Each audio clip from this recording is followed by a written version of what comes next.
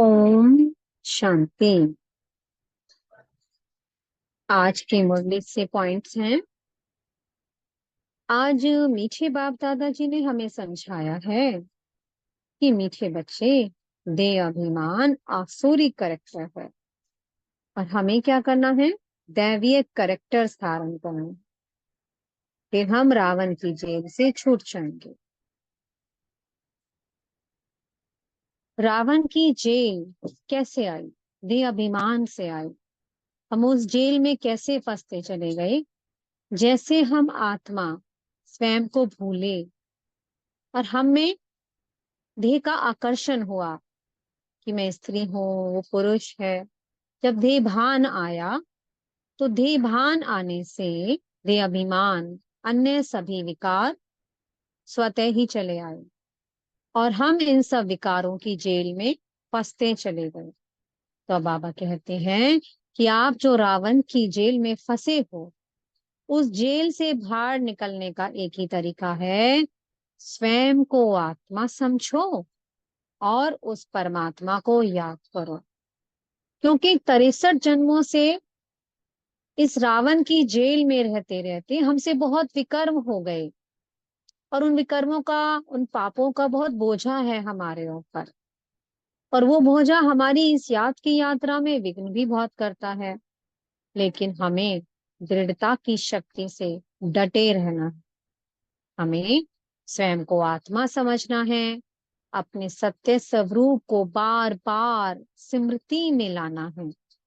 जैसे जैसे हम स्मृति में लाते हैं कि मैं एक आत्मा हूँ, मैं उस परमात्मा की संतान हूँ, और परम धाम में बिंदी बन बिंदी बाबा को जब हम याद करते हैं तो उस रावण की जेल से हम छूटते चले जाते हैं और हमारे जो अनादि आदि संस्कार हैं वो हमें स्वतः ही धारण होते चले जाते हैं। तो सारा मदार किस पर है? बिंदु बन बिंदु परमात्मा को परम धाम में जाकर याद करने से। जितना जितना याद बढ़ती जाएगी उतना उतना देह अभिमान, देभान समाप्त होता चला जाएगा और हम आत्मा संपूर्ण पावन बन जाएंगी। फिर मीठे बाबा ने बताया कि हर एक आत्मा पर पाप कर्मों का बोझा है। अब वो पाप कर्म कैसे भोगती है आत्मा? एक तो गर्भ जेल में, जब गर्भ में होती है आत्मा, उसमें बहुत कड़ी सजाएं भोगती है। उसे सब साक्षात्कार होते हैं कि कितना कितना उस आत्मा के ऊपर पापों का बोझा है, बहुत यातनाएं सहन करती है। और दूसरा, जब वो गर्भ जेल से बाहर आती है तो रावण की जेल है। काम, क्रोध, लोभ, मोह, अहंकार, भय, आलस, तो ये सभी जेल में हम बंद हो जाते हैं और हमें पता भी नहीं चलता है कि हम रावण की जेल में हैं। तो बाबा आते हैं और हम बच्चों को बताते हैं कि बच्चे, आप ही देवी देवता थे।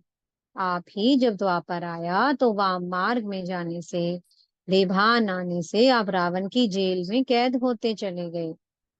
और अब तो बहुत ही ज्यादा घोर तमो प्रधानता आ चुकी है।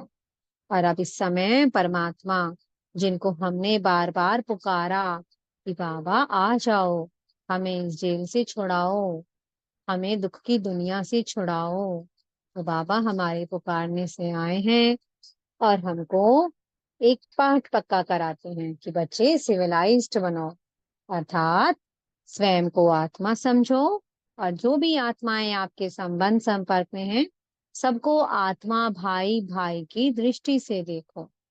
तो आत्मा भाई भाई की दृष्टि हमको क्रिमिनल ख्यालात नहीं आने देती। हमारे ख्यालात कैसे हो जाते हैं?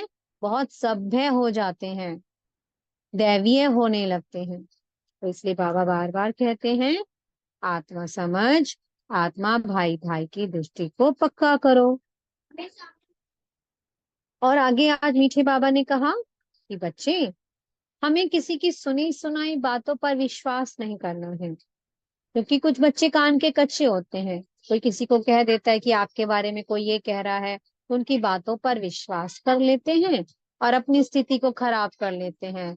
मन बहुत ज्यादा प्रभाव में आ जाता है, बुद्धि काम नहीं करती है, पुराने पुराने संस्कार इमर्ज हो जाते हैं, दुखी हो जाते हैं। तो बाबा कहते हैं नहीं है, ये सब नहीं करना है।